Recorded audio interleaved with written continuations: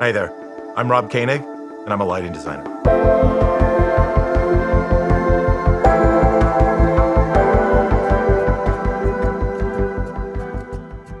I own a lighting design firm called Ignition Show Design, and I do lighting design, programming, and direction for tours and creative concepts. What I like to call my 9-to-5 job is I work for Metallica as their lighting designer, and I still continue to tour with them to this day and will continue to do so. They tour roughly half the year, so I get to go do other projects as well. Over the years, I've been able to do other things like Eric Church. I was programmer for him for roughly 10 years under Butch Allen. Carrie Underwood, Cardi B, Lizzo, Guns N' Roses, to be able to name a few just over the past 10 years or so. And I've also transitioned over the past few years since 2020 into TV work. I've been able to come out and work under some amazing designers and do things like work on the Grammys, work on American Song Contest with some amazing people. A bunch of different variety type shows like the America's Got Talent series.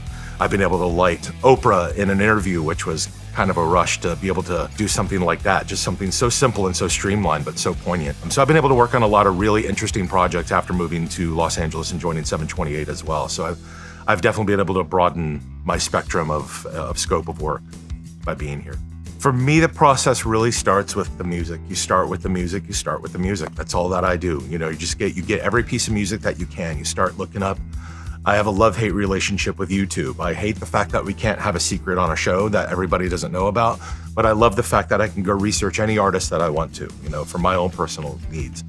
So I will go and I will research them deeply. I will watch interviews. I will watch live shows because the product that you get on the record, a lot of the times is a much different product than you get live. The best example I can tell you of that one is when I got to do some work with Lizzo. A creative director I know, she calls me up. We had done some work together and I came out to do some Lizzo and I had the pleasure of having an amazing programmer with me.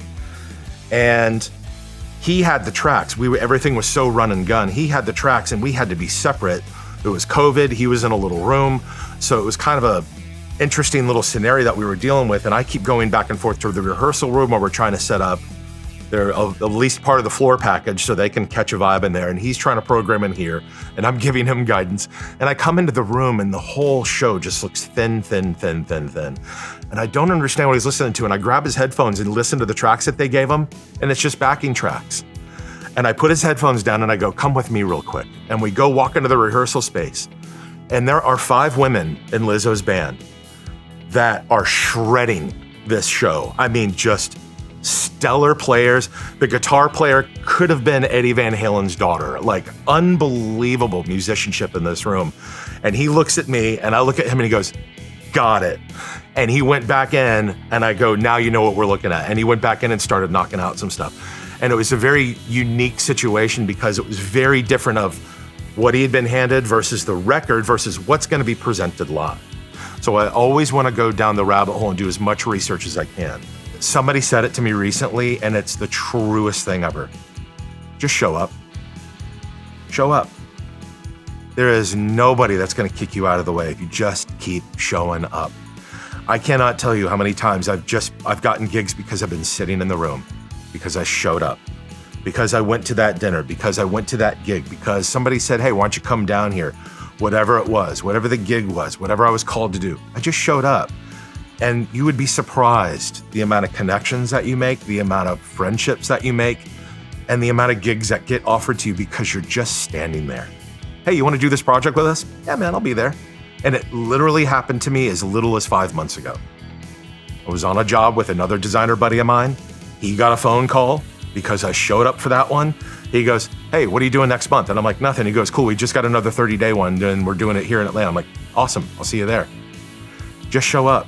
Keep being there. Keep paying attention. Listen to everybody. Listen to what everybody has to say. And just like I said earlier, sometimes it's about you learn what not to do as well as learning what to do. So find those things for yourself, but keep showing up. Believe in yourself and keep showing up. I just left Guns N' Roses in late 2016. I had to go back to Metallica. And the following year, Guns N' Roses was coming back through on the Not in This Lifetime tour, and Metallica was doing the Hardwired tour at the time. We pull into, I don't remember the sponsor name of it now, but we pull into Mile High Stadium in Denver. And there's one side that faces the highway that has the big banners of who's coming up. And over here was Guns N' Roses, Not in This Lifetime. And over here was Metallica. And it hit me like a ton of bricks that like you were a part of the design teams for two of the biggest rock tours on the planet that year. And my head exploded in the parking lot. I didn't even have the wherewithal to take a picture of it. I wish I had a picture of it to this day, because it just blew my mind that that's what I was doing now. 12-year-old me is freaking out, absolutely freaking out that I got to do that. And I think that was really a mind-blowing experience for me to realize that, oh, I can look back now and go, oh, you did it. You did it. And yeah, that actually just made me a little teary-eyed even talking about that, because it really f***ed me up. I'll be honest with you. It was because of just all of those times in my bedroom cranking those f***ing albums, not having a clue what a light was until I was, playing in clubs 16, 17 years old. And even then I just go out front, mash on buttons for my friends. And that was the only lighting experience I had. So for me to start this journey at 22 and 23 and to work my way to the direct target of where I wanted to go, I sat around thinking about working for my heroes, and I got to do it. Around 2004 or 5, I was working with a band and I got to meet Benny Kirkham. And Benny is still to this day, now he's like a next door neighbor of mine. Benny showed me the kindness that I quite hadn't seen from a lot of other people. Because like, as we talked about, the business used to be, this is my secret, this is my ball. And Benny was on the Grand MA1 and we were doing a show together. And he said to me, as we're out on the back dock, if you ever have any problems on the console, feel free to hit me up anytime. A few months pass by and I go, I'm having a problem. He's like the only guy in my Rolodex I can call that's on the one. So I wanted to call him and pick his brain. He picked up the phone, remembered who I was from 6 months prior. Man, so good to hear from you. What's going on?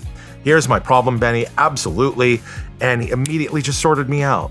And it showed me that there are people like that in our business. So I took that ball and I ran with it. I really want to be somebody who is supportive of our community. And I don't give a shit if it's just lighting, if it's audio, whatever the case may be. I always want to be supportive because we're all just there trying to put on this best show that we possibly can. So working with those other departments, being respectful of those other departments, and being able to reach out and lend a hand to anybody who needs it is who I really want to be remembered for.